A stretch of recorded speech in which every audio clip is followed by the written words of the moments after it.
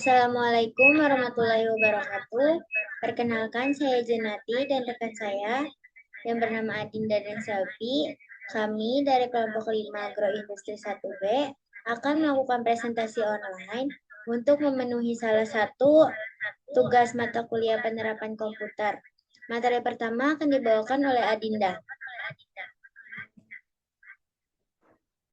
Baik, di materi yang pertama ada pentingnya perkembangan teknologi. Yang pertama yaitu ada efisiensi dan produktivitas. Teknologi memungkinkan kita menyelesaikan tugas dengan lebih cepat dan efisien, meningkatkan produktivitas. Yang kedua ada inovasi dan kemajuan. Perkembangan teknologi membuka jalan untuk inovasi baru dan solusi yang lebih baik untuk berbagai tantangan. Yang ketiga, ada konektivitas dan akses. Teknologi mempermudah konektivitas dan akses informasi, membuka peluang baru bagi individu dan masyarakat.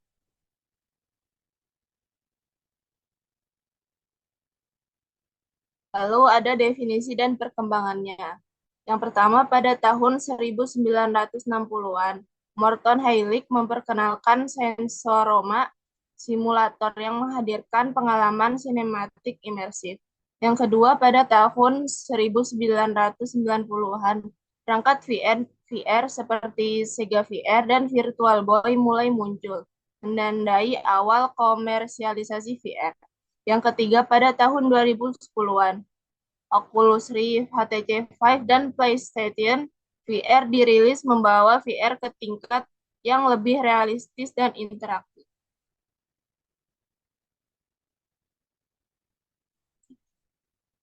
Lalu ada penerapan VR di berbagai sektor. Yang pertama, sektor hiburan. Game VR, film VR, dan pengalaman VR lainnya memberikan hiburan imersif dan interaktif. Lalu di sektor pendidikan, simulasi VR memungkinkan siswa belajar dengan cara yang lebih interaktif dan mendalam, seperti menjelajahi tubuh manusia atau mempelajari sejarah.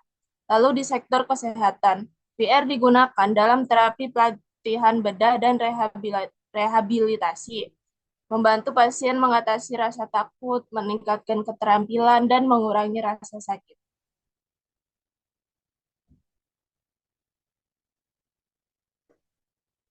Kemudian ada keunggulan dan tantangan VR. Keunggulannya yaitu satu, pengalaman imersif dan interaktif. Dua, peningkatan pemahaman dan keterampilan. Tiga, membuka peluang baru di berbagai sektor. Adapun tantangannya, satu, biaya perangkat yang tinggi, keterbatasan ruang gerak dan interaksi fisik. Terakhir, masalah keamanan dan privasi.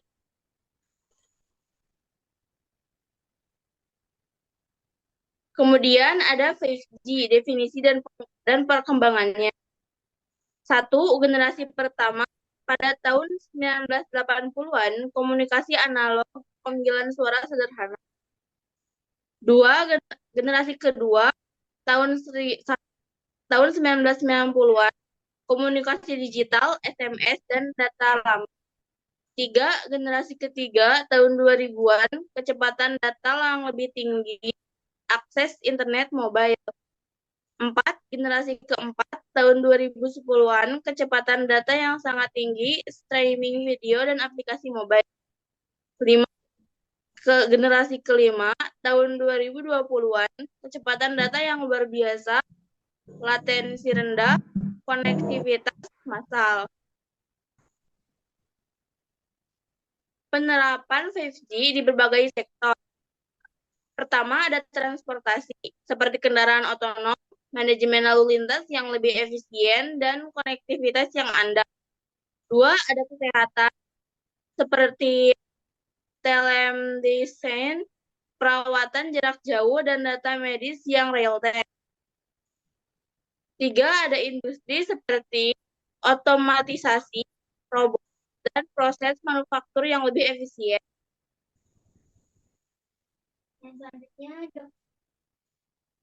Yang selanjutnya ada keunggulan dan tantangan 5G. Yang pertama itu ada kecepatan tinggi. Kecepatan data yang luar biasa memungkinkan streaming video, download, dan game online yang lebih cepat. Selanjutnya adalah latensi rendah. Latensi rendah memungkinkan respon yang lebih cepat, ideal untuk aplikasi real-time seperti game dan IoT. Terus ada konektivitas massal. Dapat mendukung sejumlah besar perangkat yang terhubung, membuka jalan untuk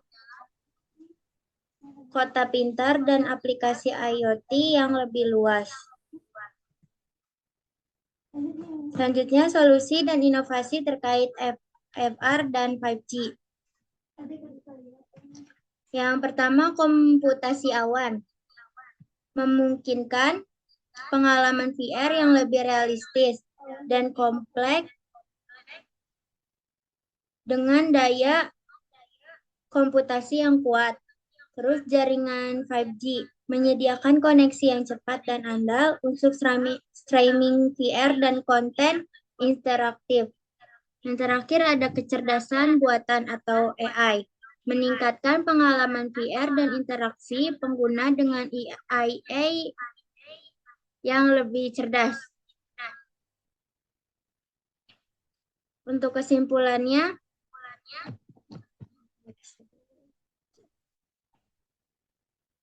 FR dan 5G memiliki potensi yang luar biasa untuk membentuk masa depan.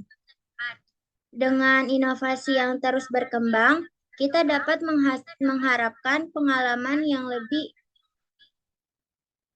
imersif, interaktif, dan terhubung. Teknologi ini akan terus membuka peluang baru di berbagai sektor dan mengubah cara kita hidup, bekerja, dan berinteraksi.